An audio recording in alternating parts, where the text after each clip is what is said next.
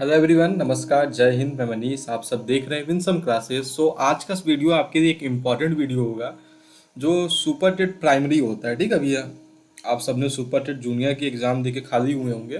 तो अभी एक सुपर टेट प्राइमरी, जिसको आप सब नॉर्मली सिर्फ सुपर टेट भी कहा जाता है ना, उत्तर प्रदेश की जो प्राइमरी टीचर्स होते हैं, प्राइमरी टीचर्स की वैकेंसी होती है क्लास 1 to 5 के लिए।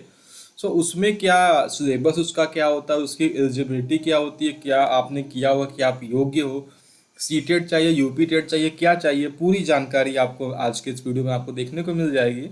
और एक इम्पॉर्टेंट बात, कोई सा भी अगर आपका डाउट हो तो कमेंट बॉक्स में करिएगा और मैं पूरी कोशिश करूंगा कि आपके डाउट को सॉल्व कर सकूं। ठीक है, तो अगर आप चैनल को नए हो तो चैनल को सब्सक्राइब जरूर करिएगा। कोई भी आपके दोस्त रिश्तेदार अगर सुपर टेट प्राइमरी की प्रिपरेशन करना चाहते हैं तो उनको ये वीडियो जरूर शेयर करिएगा। ठीक है, चलिए तो स्टार्ट करते हैं आज के डिस्कशन को। तो सबसे पहली बात, आप ये तो जान चुके होंगे कि सुपर टेट प्राइमरी होता क्या है। तो guys, super TET primary Uttar Pradesh में क्लास 1 से लेकर 6 तक की 5th तक की जो वैकेंसीज होती है उसी को हम सुपर टेट प्राइमरी कहती है। पॉसिबल है कि आने वाले हैं। ठीक है, तो अगर उसके एलिजिबिलिटी क्राइटेरिया के बारे में हम सब बात करें दोस्तों, तो आपके पास एक बैचलर डिग्री होनी चाहिए। ठीक है, bachelors degree, that means bachelor degree means आपके पास बीए हो सकता है, बीएससी कर सकते हो, आपने बीकॉम किया हो, और भी जो सा इसमें काउंट होती हैं। ठीक है, सिंस आप अगर बैचलर डिग्री हो उसी के बाद आप बीएड डीएलएड बीटीसी जो एग्जाम्स होते हैं आप उसको वहाँ पर देख सकते हो। ठीक है, देखो यहाँ ऊपर लिखा हुआ है बैचलर डिग्री विथ 2 ईयर, जो 2 साल का आपका बीएड होता है, डीएलएड होता है, बीटीसी होता है, या फिर bachelor degree with 2 years DEd जो स्पेशल एजुकेशन या फिर स्पेशल एजुकेशन फ्रॉम एनसीटीई। ठीक है, जनरली अगर आमतौर पे बात की जाए गाइस, तो जो भी कैंडिडेट्स होते हैं आप नॉर्मली लोगों ने बीएड किया रहता है या बीटीसी किया रहता है। ठीक है, बीटीसी वाले पहले से बीटीसी वालों को ही प्राइमरी में वैकेंसी मिलती थी, अब कुछ सालों से बीएड वाले भी उसको दे पा रहे हैं। ठीक है, तो यहाँ पे ढेर सारी उसके आपके सामने एग्जामिनेशन के नेम दिए हुए, बीएड किया हो, बीटीसी किया हो, आपने डीएड डीएड किया हो, बीटीसी डीएलएड एक ही होता है, एनसीटी स्पेशल एजुकेशन आपने किया होगा, और भी ढेर सारे होते हैं। अगर आपने कोई अलग सा किया होगा ना, ढेर सारी उसमें टीचिंग के वो हो जाते हैं ना, तो अगर आपने कोई अलग सा भी किया होगा तो आप उसके बारे में भी क्वेश्चन पूछ सकते हो। सेकंड चीज़ इसमें क्या होनी चाहिए, देखो, सो इसको लिखते चल रहा हूँ मैं अच्छे से। फर्स्ट चीज़ तो आपके पास क्या होना चाहिए दोस्तों, बीएड हो सकता है आपके पास। मैं यहाँ पर जानबूझ के बीए नहीं दिख रहा हूँ क्योंकि बीए किया है तभी आप लोगों ने बीएड बीटीसी और डीएलएड जैसे एग्जाम्स को यहाँ पर दिया होगा। ठीक है, तो इनमें से कोई एक भी जो 2 या 4 साल का होता है वो। उसके बाद या तो आपके पास सी टेट होना चाहिए या आपके पास यूपी टेट होना चाहिए। ठीक है, जिसके अभी फॉर्म्स निकले हुए हैं, सी टेट यूपी टेट दोनों में से कोई एक, या दोनों में से कोई एक ही आप भरोगे, और कोई एक भी, वो भी कौन सा, प्राइमरी लेवल का। ठीक है, प्राइमरी लेवल क्यों, क्योंकि आपकी वैकेंसी, आप जॉब भी प्राइमरी टीचर के रूप में देते हो। अगर आपने सीटेट यूपीटेट नहीं किया होगा तो अभी आप फॉर्म भर सकते हो। आज 20 तारीख है, 5-6 दिन अभी और हैं। सीटेट यूपीटेट प्राइमरी लेवल का भरोगे, वो आपका पास होगा तभी आप जाके आगे वहाँ पे एग्जाम में बैठ सकते हो। अगर एज के बारे में बात की जाए तो 21 मिनिमम होना चाहिए टू 40 तक आप इस परीक्षा को दे सकते हो। और एक बात और, स्पेशल केसेस में आपको वो देखने को मिल जाएगा ना, क्या कहते हैं उसको, एज रिलैक्सेशन जो आपको वहाँ पे मिल सकता है, वो आप 21 to 40 तक आप ले सकते हो। ठीक है, बाकी ईडब्ल्यूएस ओबीसी वो जो अलग अलग कैटेगरी है उसमें कुछ ना कुछ छूट मिलती है। और ठीक है, थर्ड ये एज हो गया, आपकी डिग्रियां हो गई। यहाँ पर एक इम्पॉर्टेंट बात की, पेपर कैसा होता है दोस्तों, एमसीक्यू फॉर्मेट में पेपर होता है आपका, ये रिटन पेपर नहीं होता है ना, रिटन नहीं होता। आपको यहाँ पर सिर्फ टिक लगाना रहता है। मोस्ट प्रोबेबली अगर ऑफलाइन हुआ तो गोला भरने वाला पेपर आपको यहाँ पर देखने को निश्चित तौर पे एमसीक्यू फॉर्मेट में मिल जाएगा। 125 क्वेश्चंस आपको यहाँ पे 150 देखने को मिलते हैं अलग अलग सब्जेक्ट के, और खूब इसका ब्रॉड सिलेबस दिया गया है। तो सिलेबस में अगर आपको कोई डाउट होगा तो नेक्स्ट साइड में हम सिलेबस डिस्कस करेंगे, तो ये आप अच्छे से अपने पास नोट कर दो। अगर आप एलिजिबल हो तो वीडियो कमेंट बॉक्स में मुझे बताना कि हाँ आप एलिजिबल हो कि नहीं हो। ओके, नेक्स्ट अगर बात की जाए इसके सिलेबस की, तो सिलेबस देख सकते हो, बड़ा अच्छा विस्तृत सिलेबस आयोग ने यहाँ प्रोवाइड करवाया है। अभी इसको डिटेल में भी डिस्कस करेंगे। पहले शॉर्ट फॉर्म में देखा जाए अगर, लैंग्वेज आपको 3 होगी, हिंदी होगी, इंग्लिश होगी, संस्कृत होगी। ओके, यूपी टेट या सी टेट की तरह आप संस्कृत या हिंदी को छोड़ नहीं सकते हो, ठीक है। आपको इन तीनों एग्जाम्स को देना होगा। 40 क्वेश्चन आएंगे 40 नंबर के, मतलब 1 question is equal to 1 marks, no minus marking. Okay, उसके बाद दोस्तों जनरल साइंस आता है आपका। जनरल साइंस 10 क्वेश्चन होते हैं उसमें, 10 मार्क्स के। जनरल साइंस दोस्तों आपका इसमें फिजिक्स शामिल होगा, केमिस्ट्री शामिल होगा एंड बायोलॉजी शामिल होगा, ठीक है। मैथमेटिक्स अच्छा खासा आपको पोर्शन यहाँ पे देके जाएगा दोस्तों, 20 मार्क्स, 20 क्वेश्चंस रहेंगे आपको 20 मार्क्स का। बड़ा बेसिक मैथ्स होता है, अभी मैथ्स का सिलेबस आगे है, उसको भी अच्छे डिस्कस करेंगे। एक मजेदार बात यहाँ ये देखिएगा दोस्तों, आपका इन्वायरमेंट स्टडीज, इसको ईवीएस कहते हो। सोशल स्टडीज, सोशल स्टडीज में आपका हिस्ट्री आ जाएगा, जियोग्राफी, पॉलिटी, इकोनॉमिक्स, ये 4 सब्जेक्ट आपके ये।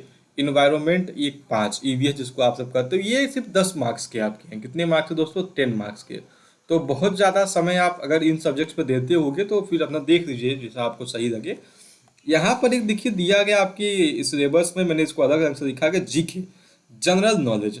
General knowledge in the sense दोस्तों ये आपका करंट अफेयर्स को फॉलो करता है, करंट अफेयर्स इसमें आते हैं। स्टैटिक जीके आता है दोस्तों आपका, ठीक है।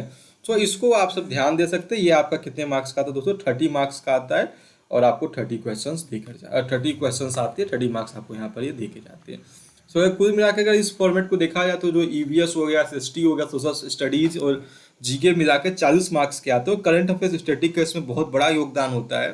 तो मैं सजेस्ट करूंगा कि अगर आपने अभी से करंट अफेयर्स पढ़ना स्टार्ट नहीं किया होगा तो आज से आप करंट अफेयर्स पढ़ना शुरू कर सकते हो। उसके बाद टीचिंग स्किल्स दोस्तों 10 क्वेश्चंस होते हैं, आपको 10 मार्क्स देखने को मिल जाएंगे।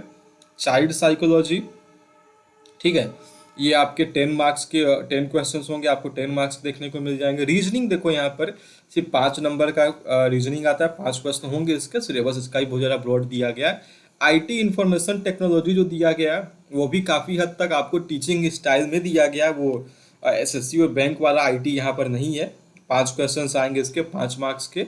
और लाइफ स्किल्स एंड मैनेजमेंट, जो स्कूल में आप कैसे उसको मैनेज कर सकते हो, शैक्षणिक प्रबंधन जिसको कहा जाता है हिंदी में, 10 क्वेश्चंस आएंगे आपके 10 मार्क्स के। ओके, सो अगर आप ओवरऑल इसको ऐड करते हो तो 40, 50, 60, 70, 80, 90, 100, 130 एंड 140 एंड 150, 150 मार्क्स का हो गया, ठीक है। तो प्रायोरिटी आपकी रहेगी, सबसे पहले आप हिंदी, इंग्लिश, संस्कृत को पढ़ो, देखो 40 मार्क्स के आ रहे हैं। मैथमेटिक्स देखो सेकेंड नंबर पे, ये आपका 20 नंबर का होगा। करंट अफेयर्स देख सकते हो आप यहाँ पर, ठीक है। उसके बाद teaching skills, child psychology and life skills, ठीक है। ये लगभग 3 जो 30 मार्क्स के पोर्शन है।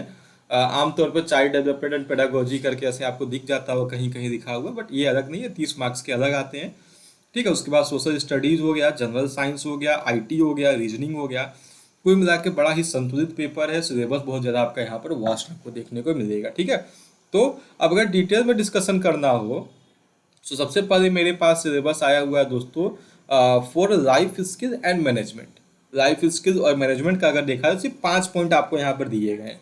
व्यावसायिक आचरण एवं नीति, प्रेरणा, शिक्षण की भूमिका, द रोल ऑफ टीचिंग, उसके बाद संवैधानिक एवं मानवीय मूल्य, और दंड एवं पुरस्कार व्यवस्था। सिर्फ 5 टॉपिक उसमें दिए गए, और 5 टॉपिक में जो क्वेश्चंस की वैरायटी होती है दोस्तों, आपको 5 ही टॉपिक में यहाँ से 10 एमसीक्यूज देखने को मिल जाएंगे। सो ये आप समझ सकते हो कि क्वेश्चन ऑफ वैरायटी इसमें आपको देखने को बहुत ज़्यादा मिल सकती है, ठीक है। मैं तो आपको ये सजेस्ट करूंगा कि कोई एक अच्छा सा अगर आप कोचिंग इंस्टीट्यूट जानते हो तो आप उसको ज्वाइन कर देना। उससे आपको फ़ायदा ये मिल जाएगा कि जो क्वेश्चन की वैरायटी होती है, एक्सपीरियंस जो टीचर रहते हैं वो आपको अच्छे से डील करवा सकते हैं, ठीक है। बाकी आप बुक से भी पढ़ सकते हो, बट बुक में थोड़ा कन्फ्यूजन क्रिएट हो जाता है, क्योंकि जो मेरा एक्सपीरियंस जो मैं देख रहा हूँ बुक्स वगैरह, टीचिंग एग्जाम्स में कोई भी एक बुक अप्रोप्रिएट आपको देखने को नहीं मिलेगी, ठीक है। सो लाइफ मैनेजमेंट के बाद अगर बढ़ते हैं दोस्तों, तो जो नेक्स्ट सिलेबस आपका यहाँ पर दिया गया, आईटी का सिलेबस दिया गया है। आईटी का सिलेबस क्या है दोस्तों?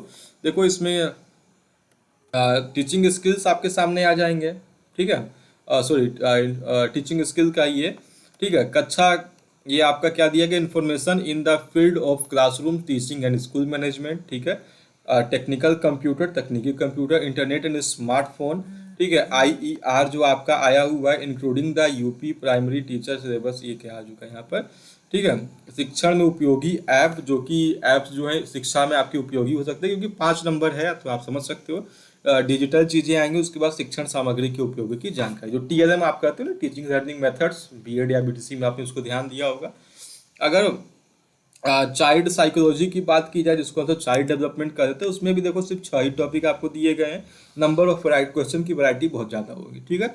व्यक्तिगत भिन्नता इसमें दिया गया है, बाल विकास को प्रभावित करने वाले कारक, सीखने की आवश्यकता, पढ़ने के लिए वातावरण, ठीक है, सीखने के सिद्धांत तथा कक्षा शिक्षण में इनकी व्यवहारिक उपयोगिता एवं प्रयोग, और दिव्यांग छात्रों के लिए विशेष व्यवस्था शामिल, ठीक है। तो ये आपके मात्र 6 टॉपिक दिए गए, इन्हीं 6 से आपको 10 MCQs यहाँ से भी देखने को आसानी से मिलेंगे।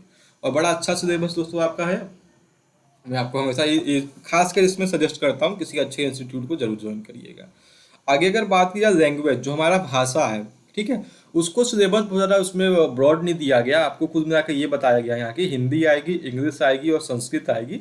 तीनों मिला के 40 मार्क्स आपको देखने को मिल जाएंगे, ठीक है। 12 12 12 10 20 10 कुछ भी करके यहाँ देखने को मिल सकता है, कोई भरोसा नहीं। आपको क्या देखने को मिलेगा, ग्रामर आएगा आपका, अनसीन पैसेज आएगा और कॉम्प्रिहेंशन पैसेज आएगा। ये आपको यहाँ पर देखने को मिल जाएगा।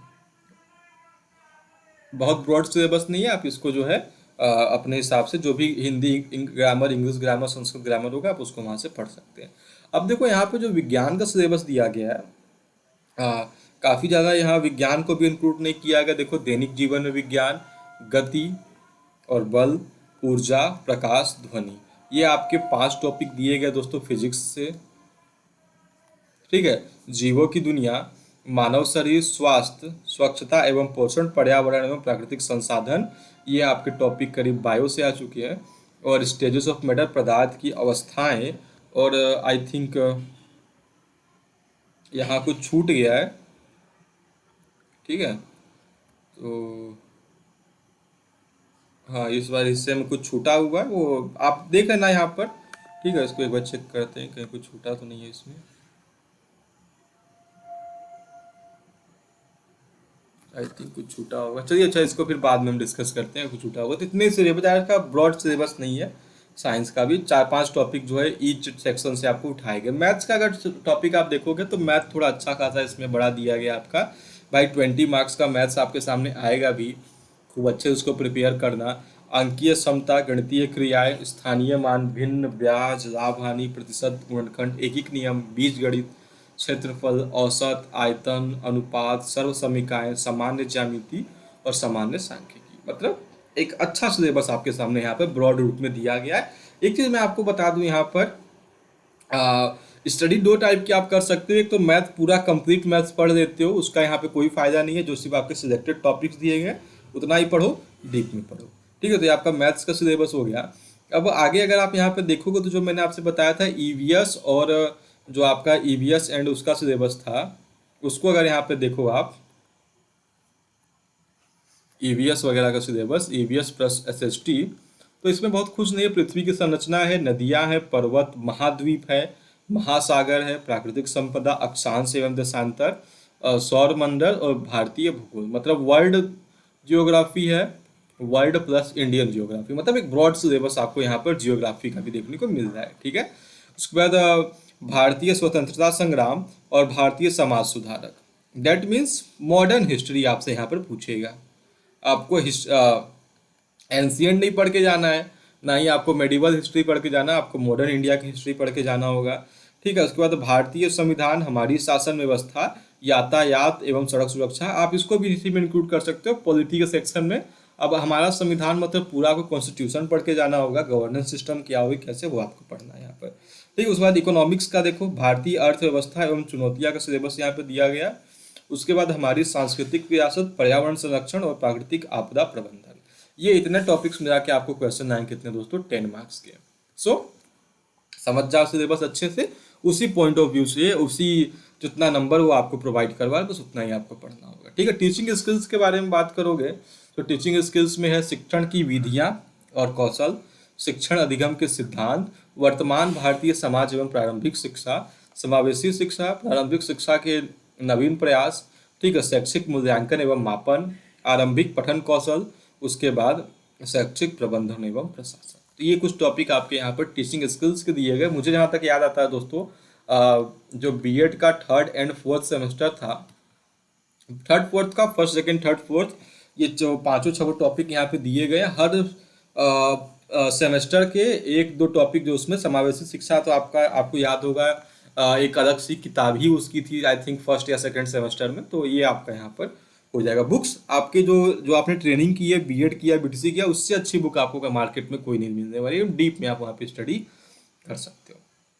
अगर रीजनिंग के बारे में बात करो दोस्तों, तो 5 नंबर के लिए 5 मार्क्स का जो आपका रीजनिंग होगा उसको बहुत ही अच्छे से उन्होंने सजाया है। एनालॉगिक्स आएगा, एक्सलेशन रीजन आएगा, binary logic, classification, cross and calendar important हो सकता है, coded activities, coding decoding, critical reasoning, cube, number series, puzzles, symbols and notations, Venn diagram, dice आप में है, डेटा इंटरप्रिटेशन है, डायरेक्ट स्पीड है, डायरेक्शन है, ग्रुपिंग है, इन्फ्रेंशियल लेटर सीरीज है। कुल मिला के अगर देखा जाए तो इंपॉर्टेंट वही होता है। क्लॉक कैलेंडर आएगा आपके में, क्लासिफिकेशन आ सकता है, एनालॉगिस आ सकता है ना। ये सारे जो कॉमन से टॉपिक्स हैं, जैसे कि अभी बात की जाए जो जूनियर एडिट का हुआ उसमें एक क्लॉक से क्वेश्चन आया था, एनालॉगिस आया हुआ था।